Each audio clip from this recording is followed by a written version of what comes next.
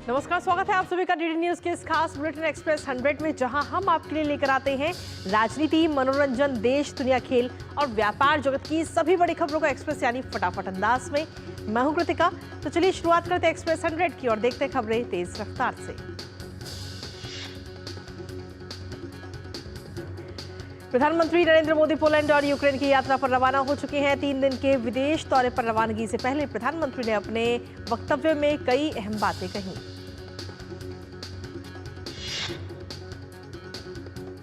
PM Modi ने कहा कि आज मैं पोलैंड गणराज्य और यूक्रेन की आधिकारिक यात्रा पर जा रहा हूं। पोलैंड की मेरी यात्रा ऐसे समय में हो रही है जब हम अपने राजनयिक संबंधों के 70 साल पूरे कर रहे हैं। पोलैंड मध्य यूरोप में एक प्रमुख आर्थिक साझेदार है। लोकतंत्र और बहुलवाद के प्रति हमारी पारस्परिक प्रतिबद्धता हमारे संबंधों को और मजबूत बनाती है। पीएम ने कहा कि मैं अपने मित्र प्रधानमंत्री डोनाल्ड टस्क और राष्ट्रपति आंद्रेज डूडा से मिलने के लिए उत्सुक हूं ताकि हमारी साझेदारी को और आगे बढ़ाया जा सके। पीएम ने कहा कि मैं पोलैंड में भारतीय समुदाय के सदस्यों से भी मिलूंगा। पोलैंड से मैं राष्ट्रपति वोलोदिमीर जेलेंस्की के निमंत्रण पर यूक्रेन जाऊंगा। ये किसी भारतीय प्रधानमंत्री की यूक्रेन की पहली यात्रा है। मैं द्विपक्षीय सहयोग को मजबूत करने और चल रहे यूक्रेन संघर्ष के शांतिपूर्ण समाधान पर दृष्टिकोण साझा करने के लिए राष्ट्रपति जेलेंस्की के साथ पहले की बातचीत को आगे बढ़ाने के अवसर की प्रतीक्षा कर रहा हूं। एक मित्र और साझेदार के रूप में हम इस क्षेत्र में शांति और स्थिरता की शीघ्र वापसी की आशा करते हैं। पीएम ने अपने वक्तव्य में कहा कि मुझे विश्वास है कि ये यात्रा दोनों देशों के साथ व्यापक संपर्कों की स्वाभाविक निरंतरता के रूप में काम करेगी और आने वाले वर्षों में मजबूत और अधिक जीवंत संबंधों की नींव रखने में मदद करेगी। पोलैंड में प्रधानमंत्री मोदी का राजधानी वार्सा में औपचारिक स्वागत किया गया, जहां पीएम मोदी पोलैंड के राष्ट्रपति आंद्रेज सेबेस्टियन डूडा से मुलाकात करेंगे। इसके अलावा पीएम मोदी पोलैंड के प्रधानमंत्री डोनाल्ड टस्क के साथ द्विपक्षीय वार्ता भी करेंगे। पीएम मोदी राजधानी वार्सा में मोंटी कैसीनो स्मारक का भी दौरा करेंगे और सैनिकों को श्रद्धासुमन अर्पित करेंगे। साथ ही प्रधानमंत्री मोदी पोलैंड में कोल्हापुर के महाराजा के सम्मान में बने मेमोरियल भी जाएंगे। पीएम मोदी पोलैंड में व्यापार जगत समेत सामाजिक और सांस्कृतिक क्षेत्र से जुड़े महत्वपूर्ण लोगों से भी मुलाकात करेंगे। भारतीय समुदाय के लोग बेसब्री से प्रधानमंत्री की इस यात्रा का इंतजार कर रहे हैं। डीडी न्यूज ने यहां रह रहे भारतीय समुदाय के लोगों से भी विशेष बातचीत की। पीएम मोदी की यात्रा को लेकर पोलैंड के लोगों में काफी उत्साह का माहौल है। पोलैंड के सभी मीडिया संस्थानों ने प्रधानमंत्री की इस यात्रा को प्रमुखता से दिखाया है। डीडी न्यूज के साथ बातचीत में पोलैंड में भारत की राजदूत नगमा मलिक ने इस बात का भी जिक्र किया। रक्षा मंत्री राजनाथ सिंह आज 5 दिवसीय अमेरिका यात्रा पर रवाना होंगे। ये यात्रा रक्षा अधिग्रहण परिषद में हुए संशोधनों के साथ साथ भारत अमेरिका के बीच MQ-9B प्रीडेटर ड्रोन डील के लिए महत्वपूर्ण होगी। भारतीय रक्षा मंत्री राजनाथ सिंह 23 अगस्त को अमेरिका के पेंटागन में अपने समकक्ष लॉर्ड ऑस्टिन के साथ बातचीत करेंगे। इस दौरान दोनों देशों के बीच रक्षा सहयोग और आपसी रिश्ते को मजबूत करने पर जोर दिया जाएगा। दोनों देशों के बीच DAC द्वारा स्वदेशी कर के प्रतिशत में संशोधन को मंजूरी दिए जाने पर भी बात होगी। साथ ही 2022 में क्वाड देशों द्वारा की गई घोषणा पर भी बात की जाएगी। विदेश राज्य मंत्री पवित्रा मार्गरेटा ने अल साल्वाडोर की वित्त मंत्री एलेक्जेंड्रा हिल टिनोको से मुलाकात की। दोनों नेताओं ने निवेश, स्वास्थ्य और DPI से संबंधित विषयों पर चर्चा की। इस दौरान साइबर सुरक्षा, जल्द चेतावनी सिस्टम, सेल ब्रॉडकास्टिंग सिस्टम से जुड़ी पायलट परियोजना का भी शुभारंभ किया गया। साथ ही साइबर सुरक्षा से जुड़े समझौता ज्ञापन पर भी हस्ताक्षर किए गए। ब्राजील नौसेना के कमांडर एडमिरल मार्कोस सेम्पायो ऑल्सेन को आज नई दिल्ली के साउथ ब्लॉक लॉन में गार्ड ऑफ ऑनर दिया गया। ब्राजील नौसेना के कमांडर भारत के 5 दिन के दौरे पर हैं। इससे पहले कमांडर एडमिरल मार्कोस सेम्पायो ओल्सन ने नई दिल्ली के राष्ट्रीय समर स्मारक पर पुष्पांजलि अर्पित की। मध्य प्रदेश में लोकसभा चुनाव के बाद खाली हुई राज्यसभा की एक सीट पर हो रहे उपचुनाव में भारतीय जनता पार्टी ने केरल के वरिष्ठ नेता और केंद्रीय मंत्री जॉर्ज कुरियन को अपना उम्मीदवार बनाया है। बीजेपी के प्रदेश अध्यक्ष व खजुराहो सांसद विष्णुदत्त शर्मा के साथ केंद्रीय राज्य मंत्री जॉर्ज कुरियन ने आज सुबह मुख्यमंत्री निवास पहुंचकर मुख्यमंत्री मोहन यादव से मुलाकात की। उत्तराखंड विधानसभा का 3 दिवसीय मानसून सत्र आज से हुआ शुरू। मुख्यमंत्री पुष्कर सिंह धामी ने कहा कि सत्र में अनुपूरक बजट पेश किया जाएगा जो आम बजट की कमी को पूरा करेगा। SC/ST के आरक्षण में क्रीमी लेयर लागू करने के विरोध में पूरे बिहार में प्रदर्शन हो रहा है। इसे लेकर लोग सड़क पर उतर गए हैं। पटना, जहानाबाद, छपरा और सिवान से लेकर शेखपुरा तक विरोध प्रदर्शन हो रहा है। कई जगह तो यातायात व्यवस्था बाधित होने की खबर भी सामने आ रही है। बताया जा रहा है कि प्रदर्शनकारियों ने आरा में ट्रेन को भी रोक दिया है। इस बीच भाजपा और राजद के बीच जुबानी जंग भी तेज हो गई है। भाजपा प्रवक्ता प्रभाकर मिश्रा ने कहा कि लोकतंत्र में धरना प्रदर्शन का हर किसी को अधिकार है, लेकिन इस प्रदर्शन से किसी को कोई परेशानी नहीं होनी चाहिए। आरजेडी प्रवक्ता एजाज अहमद ने कहा कि आज के भारत बंद में आरजेडी के नैतिक और सैद्धांतिक रूप से समर्थन दिया है। छत्तीसगढ़ के महासमुंद में SC/ST आरक्षण को लेकर भारत बंद का असर देखने को मिल रहा है। छत्तीसगढ़ अनुसूचित जाति जनजाति अन्य पिछड़ा वर्ग संयुक्त मोर्चा के लोगों ने सड़क पर विरोध प्रदर्शन किया। सुप्रीम कोर्ट के आदेश के बाद CISF की टीम कोलकाता के आरजीकर अस्पताल पहुंची। कल सुप्रीम कोर्ट ने RG Kar hospital and medical college की सुरक्षा CISF को सौंपने का आदेश दिया था। अभी तक सुरक्षा कोलकाता पुलिस के हाथों में है। CISF के DIG के प्रताप सिंह ने कहा कि वो अपने काम के लिए यहां पहुंचे हैं, जिन्हें उनके उच्च अधिकारियों ने सौंपा है। कोलकाता स्थित आरजीकर मेडिकल कॉलेज के पूर्व प्रिंसिपल संदीप घोष से आज छठे दिन भी CBI की पूछताछ जारी है। कॉलेज की रेजिडेंट डॉक्टर से दुष्कर्म और हत्या के मामले में संदीप घोष को हिरासत में लेकर CBI पिछले 5 दिनों से पूछताछ कर रही है। कल CBI ने उनसे करीब 11 घंटे तक पूछताछ की थी। पद्म भूषण डॉक्टर अनिल कोहली ने आरजीकर मेडिकल कॉलेज की घटना को अमानवीय बताया। उन्होंने कहा कि भारत वर्क प्लेस में महिला खुद को सुरक्षित नहीं पाती।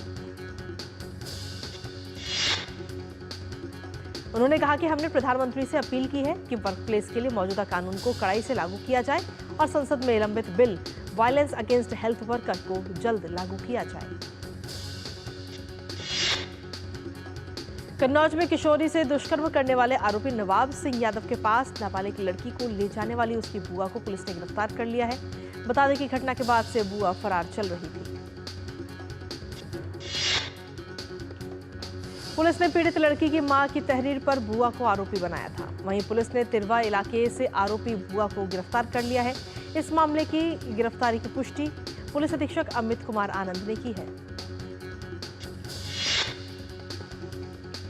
उत्तर प्रदेश के इटावा जिले में आगरा कानपुर हाईवे पर एक कार अनियंत्रित होकर हाईवे किनारे खड़े ट्रक में जा घुसी। इस हादसे में कार सवार 4 लोगों की मौके पर मौत हो गई, जबकि 2 लोग गंभीर रूप से घायल हो गए। घायलों को इलाज के लिए अस्पताल में भर्ती कराया गया है। हादसे की सूचना मिलने के बाद घटना स्थल पर पहुंची पुलिस ने शवों को पोस्टमार्टम के लिए भेज दिया है। सीमा सुरक्षा बल ने मेघालय में घुसपैठ की कोशिश को नाकाम कर दिया। BSF ने पश्चिम जैंतिया हिल्स जिले में अंतर्राष्ट्रीय सीमा पर 3 बांग्लादेशी नागरिकों समेत 6 लोगों को पकड़ा है। पकड़े गए बांग्लादेशी नागरिकों और उनके भारतीय सहयोगियों को संबंधित पुलिस स्टेशन को सौंप दिया गया है। अधिकारियों ने बताया कि मामले की जांच जारी है।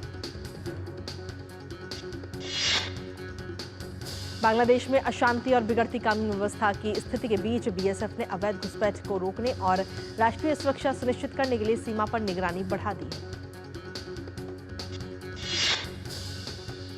पश्चिम बंगाल की अंतर्राष्ट्रीय सीमा पर सोने की तस्करी की कोशिश को विजयपुर सीमा चौकी के सतर्क बीएसएफ जवानों ने नाकाम कर दिया। बांग्लादेश से भारत में तस्करी करके लाई जा रही 8 सोने की छड़ें, 22 सोने के बिस्किट और सोने का एक टुकड़ा बरामद किया गया, जिसका वजन 6 किलोग्राम है। बाजार में इन वस्तुओं की कीमत 4 करोड़ 32 लाख रुपए है। जम्मू कश्मीर टेरर फंडिंग मामले में आरोपी और बारामूला के सांसद इंजीनियर राशिद की जमानत याचिका पर पटियाला हाउस कोर्ट ने एनआईए को नोटिस जारी कर जवाब मांगा है।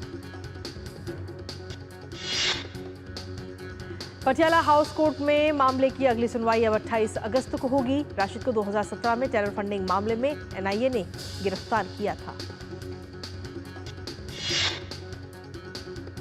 त्रिपुरा में लगातार बारिश के कारण खुवई और धलाई जिले में सरकारी और निजी स्कूल बंद हैं। जिला प्रशासन के आदेश के बाद स्कूलों में आज छुट्टी है। मौसम विभाग ने आज पश्चिमी त्रिपुरा और खुवई जिले में बहुत तेज बारिश होने की आशंका व्यक्त की है। पिछले 24 घंटों में अगरतला हवाई अड्डे पर सबसे ज्यादा 99.5 मिलीमीटर वर्षा हुई। मुख्यमंत्री डॉक्टर मानिक साहा ने वरिष्ठ अधिकारियों के साथ एक बैठक में स्थिति की समीक्षा की। उन्होंने अधिकारियों से कहा कि वो प्रभावित लोगों को समय पर राहत पहुंचाएं। जम्मू कश्मीर के राजौरी और आसपास के इलाकों में भारी बारिश के कारण कई सड़कों को काफी नुकसान पहुंचा है। सड़कों के खराब होने के कारण लोगों को आवाजाही में काफी परेशानियों का भी सामना करना पड़ रहा है। तेलंगाना के खैरदाबाद इलाके में बारिश के कारण जलभराव हो गया। लगातार हो रही बारिश के कारण सभी प्रमुख सड़कें और कॉलोनियां जलमग्न हो गई।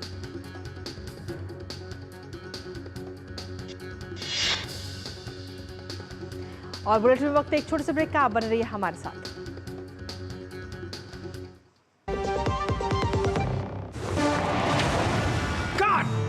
सुरक्षा की गारंटी हर चीज में जरूरी है, चाहे वो मुश्किल स्टंट हो या अच्छी फसल। इसीलिए ले आइए IIL के ट्रैक्टर ब्रांड का शिनबार, जो देता है सुंडी और ट्रिप से सुरक्षा की गारंटी। बात जब पीढ़ियों के लिए बनने वाले घर की हो तो जिम्मेदारी बड़ी हो जाती है। गैलेंट समझता है ये जिम्मेदारी। अब डबल M रिब्स के साथ गैलेंट एडवांस TMT रीबार, निर्माण का रियल हीरो। और ब्रेक के बाद एक बार फिर से स्वागत आप सभी का। वापस रुक करेंगे एक्सप्रेस 100 का। E commerce company Amazon Bharat में एक और ऐप लॉन्च कर सकती है। रिपोर्ट्स के अनुसार कॉमर्स दिग्गज अपनी डिजिटल पेमेंट सर्विस अमेजन पे के लिए एक स्टैंड लोन ऐप लॉन्च कर सकती है। अमेजन इंडिया इस बदलाव पर करीब 1 साल से विचार कर रहा है। सूत्रों के अनुसार अमेजन पे को अपने खुद के ऐप में अलग करने से इसे वाइडर रिकॉग्नाइजेशन प्राप्त करने और यूजर एंगेजमेंट को बढ़ाने में भी मदद मिल सकती है। Global finance central banker report card 2024 में भारतीय रिजर्व बैंक के गवर्नर शक्तिकांत दास को लगातार दूसरी बार A+ रेटिंग दी गई। RBI ने सोशल मीडिया हैंडल पर इसकी जानकारी दी है। सरकार की electric mobility promotion scheme EMPS ने रफ्तार पकड़ ली है। योजना के संशोधित लक्ष्य का 60% 15 अगस्त तक पूरा हो चुका है। सरकार की ओर से इंफ्रास्ट्रक्चर पर अधिक जोर दिए जाने के कारण माइनिंग और कंस्ट्रक्शन उपकरण इंडस्ट्री के लिए 25,000 करोड़ रुपए के वार्षिक अवसर वित्त वर्ष 2030 तक उपलब्ध होंगे। EPFO के ताज़ा आंकड़ों के मुताबिक जून तक 10.2 लाख नए EPF सब्सक्राइबर में से 18 से 25 साल के युवाओं की हिस्सेदारी 59.14% रही है। कारोबारियों को 100% फल जूस दावा मामले में पहले छप चुकी सभी पैकेजिंग सामग्री समाप्त करने के लिए और मोहलत मिल चुकी है। इन कारोबारियों को इसी साल फलों के जूस के लेबल और विज्ञापनों से 100% फलों के जूस के दावे को हटाने के निर्देश दिए गए हैं। अब खाद्य कारोबारी पहले छप चुकी सभी पैकेजिंग सामग्री को 31 अगस्त की बजाय 31 दिसंबर 2024 तक समाप्त कर सकते हैं। सोने चांदी के वायदा कारोबार में आज तेजी देखने को मिल रही है। दोनों के वायदा भाव आज तेजी के साथ खुले। फिजी में महिला और लड़कियों के खिलाफ हिंसा की दर दुनिया में सबसे अधिक है, जहां 3 में से 2 महिलाओं को अपने जीवन काल में शारीरिक या यौन हिंसा का सामना करना पड़ रहा है। एक रिपोर्ट के अनुसार फिजी की महिला, बाल और सामाजिक सुरक्षा मंत्री लिंडा तबुआ ने कहा कि पिछले 1 दशक में स्थिति में कोई बदलाव नहीं आया है। दुनिया के सबसे बुजुर्ग व्यक्ति माने जाने वाले मारिया ब्रानियास का 117 वर्ष 168 दिन की आयु में निधन हो गया। उनके परिवार ने सोशल मीडिया पर इसकी जानकारी दी है। जनवरी 2023 में फ्रांसीसी नन लुसिल रैंडन की मृत्यु के बाद वो दुनिया की सबसे बुजुर्ग इंसान बनी थी। ईरान ने अफगानिस्तान से सटी 330 किलोमीटर की सीमा को बंद करने का ऐलान किया है। ऐसा सीमा से होने वाले मानव तस्करी, हथियारों और ड्रग्स का व्यापार और आतंकवादियों की घुसपैठ को रोकने के लिए किया जा रहा है।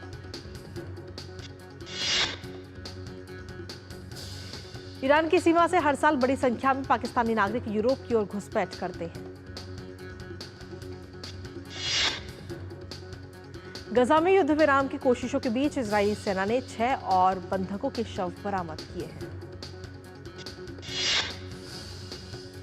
इसके बाद इजराइल की जवाबी कार्रवाई से गजा युद्ध शुरू हो गया था। माना जा रहा है कि हमास के कब्जे में अभी भी 109 बंधक हैं।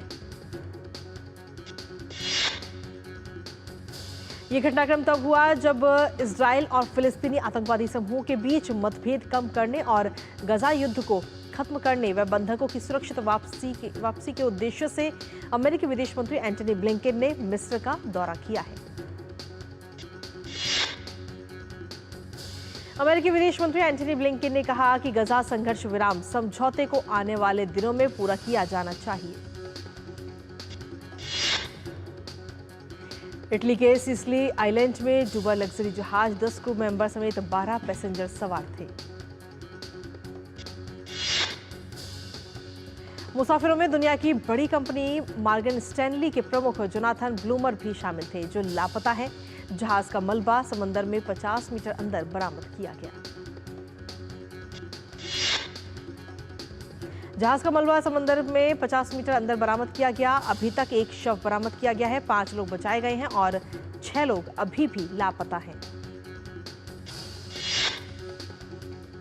पुर्तगाल के मदीरा द्वीप के दक्षिणी तट पर जंगल में लगी आग को बुझाने के लिए अग्निशमन कर्मी जुटे। आग ने पिछले 5 दिनों में 3000 हेक्टेयर से अधिक जंगल को जला दिया है।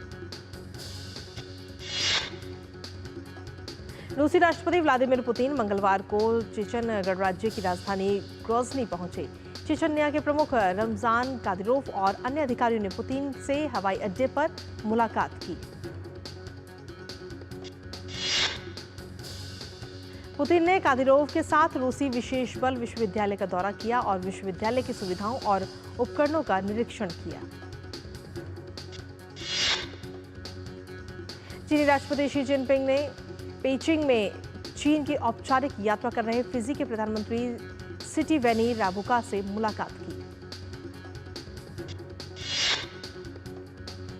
शी जिनपिंग ने पेरिस ओलंपिक में रजत पदक जीतने के लिए फिजी पुरुषों की रग्बी सेवन्स टीम को भी बधाई दी। उन्होंने कहा कि फिजी नए चीन के साथ राजनयिक संबंध स्थापित करने वाला पहला प्रशांत द्वीप देश है। चीनी प्रधानमंत्री ली चियांग ने पेइचिंग में राजकीय यात्रा पर आए वियतनामी राष्ट्रपति टो लाम से मुलाकात की। ली चियांग ने कहा कि चीन हमेशा वियतनाम को पड़ोसी कूटनीति की प्राथमिक दिशा के रूप में देखता है। बोलीवियाई अग्निशामकों ने 1 महीने तक चली तबाही के बाद सांता क्रूज क्षेत्र में व्यापक आग पर काबू पाने के लिए काम किया। आग से घरों, वन्यजीवों को काफी नुकसान पहुंचा है। फ्रांस के सेंट जेनिस खेल गांव का आज औपचारिक उद्घाटन किया जाएगा। पैरालंपिक खेलों में 160 देशों के 4400 से ज्यादा एथलीट 22 खेलों में हिस्सा लेंगे। 28 अगस्त से शुरू हो रहे पैरालंपिक खेलों की सारी तैयारियां पूरी कर ली गई हैं। खेलों के दौरान खिलाड़ियों के रुकने के लिए खेल गांव भी पूरी तरह से तैयार किया जा चुका है।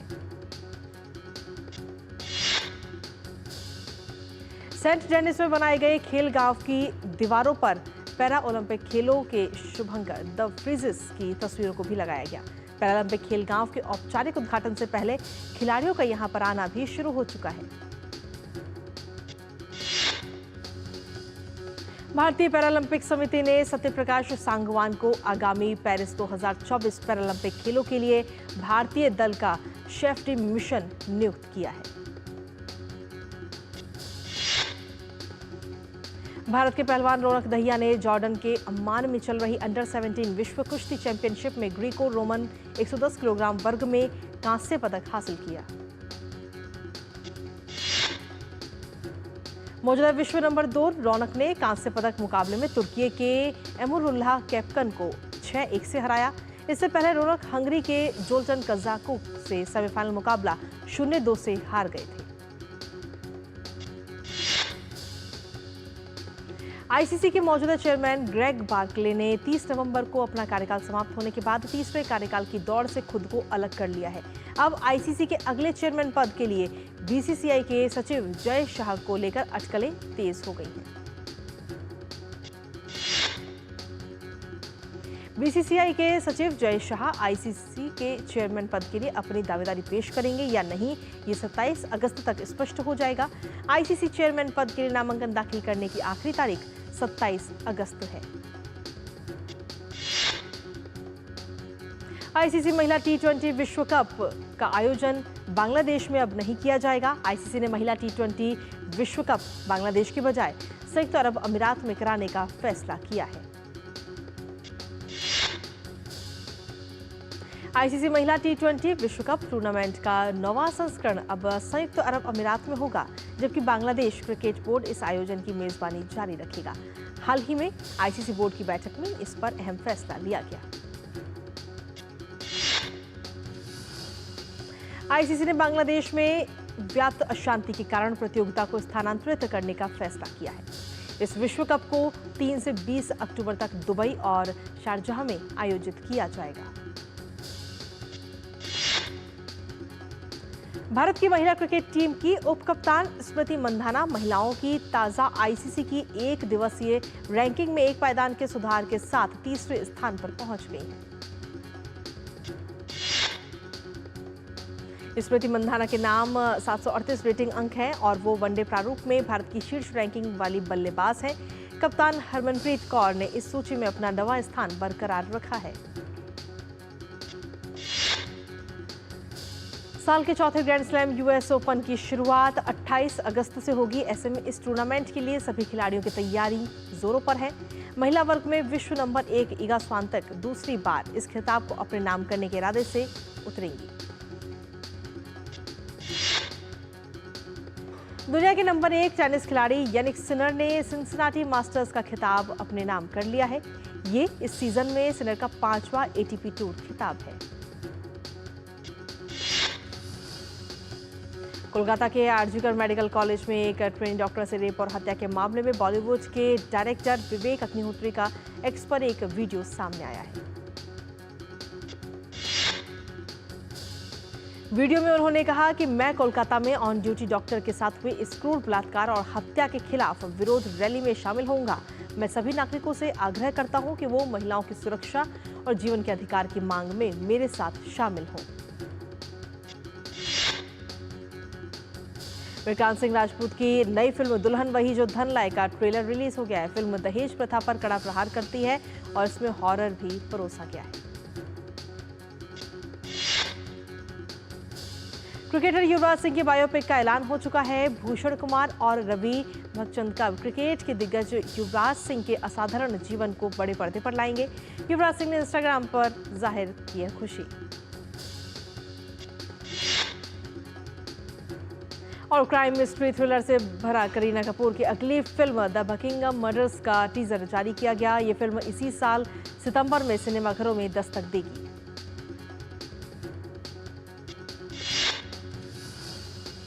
और इसी के साथ फिलहाल एक्सप्रेस 100 में मुझे और हमारी पूरी टीम को दीजिए अनुमति। नमस्कार।